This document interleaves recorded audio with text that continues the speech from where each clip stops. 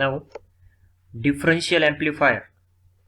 Let us see construction and operation of differential amplifier. Now differential amplifier is amplifier which amplifies difference between two input signals. Difference between two input signals. That is, here we can see this differential amplifier is made up of using two transistors. That's why it's also called as transistorized differential amplifier. Now two transistors, here we can see from this circuit that two transistors are operates in emitter biasing mode. Here we can see at the emitter of two transistors there is negative DC supply is provided.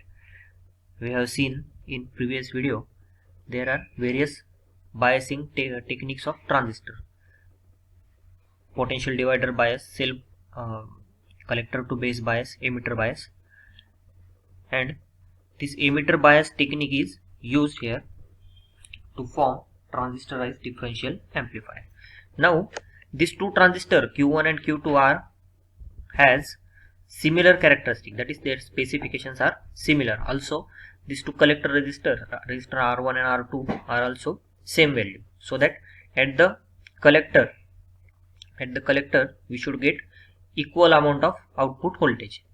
Now here you can see at the base of transistor Q1 we have applied AC input V1, and similarly at the base of transistor Q2 we have applied AC input V2. Now this differential amplifier operates in two modes, that is differential mode and common mode.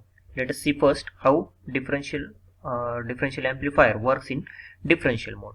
Now in differential mode two input signals are different from each other. In common mode operation two input signals are equal, but in differential mode two input signals are different from each other. Now consider these two input signals.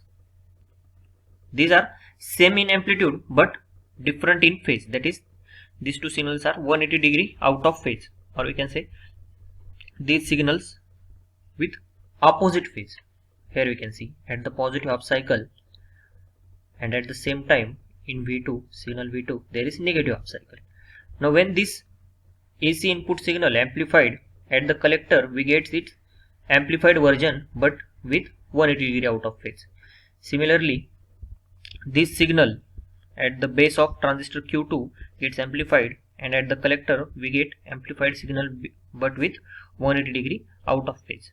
Similarly when this positive half cycle gets amplified at the emitter, also we are get output voltage, which is here positive half cycle, at the emitter we are getting negative half cycle. Similarly here negative half cycle, here we are getting positive half cycle. That's why this negative half cycle and this positive half cycle gets cancelled and emitter voltage is 0, which is emitter voltage should be 0 to obtain high current gain or to obtain maximum output voltage. Now at the collector also we are getting amplified signal but with 180 degree out of phase, and similarly at the collector of Q2 we are getting output signal but with 180 degree out of phase. Now this output voltage VO which is taken between these two collector is now given by V01 minus V02. Now if V01 is 10 then V02 is minus 10, then output voltage is 10 minus 10, which is equal to 20. So differential output is now here is 20.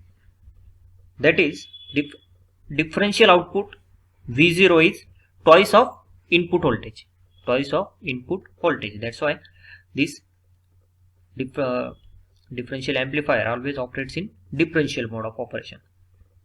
Now here we can see here is our common mode of operation. In common mode of operation, the base at the base of two transistor, the signal which is applied, it is equal in amplitude and as well as equal in phase. So that's why when this signal gets amplified at the collector, we are getting its inversion of this signal. Similarly, this input voltage V2 gets amplified at the collector, we are getting invert of output signal. Now these two signals are also in amplified form, but they are again equal in amplitude and equal in phase. That's why their output voltage which is taken between these two collectors, which is nothing but V01 minus V02, is now, for example, this voltage is 10 volt, this voltage is also 10 volt. 10 minus 10, which is equal to 0. In previous mode of operation, there is this second V02 output voltage 2 is invert of input voltage, this V01. That's why we have taken 10 minus minus 10, that is 20 volt. Here these two signals are equal, that's why 10 minus 10 is 0 volt. That is, ideally common mode signal should be 0. That is, differential amplifier should not amplify common mode signal, and it always should amplify differential mode signal.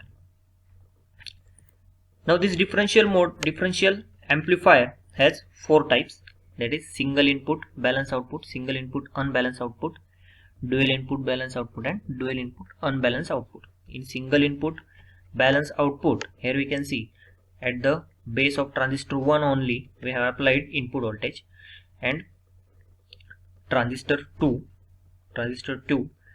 is grounded. That is, we have only applied single input. Balance output means at the two input of two collector, at the collector of both the transistor we have taken output voltage. Now here we have applied single input and output is taken at the collector of first transistor with respect to ground. Here we have taken output between two collectors, collector 1 and collector 2. That is, this type of construction is called as single input unbalanced output. Similarly here, dual input balance output, both the transistors are supplied with base voltage and output is also taken between two collectors. In this last construction, dual input, that is, both the transistors supplied with two base voltages and output is taken between one collector and with respect to ground. That's why this is unbalanced output, dual input and unbalanced output. Here dual input and balance output, that is, output is taken between two collector. This is working of differential amplifier, which is basic building block of our op-amp. By using that op-amp, we are going to form our integrated circuits.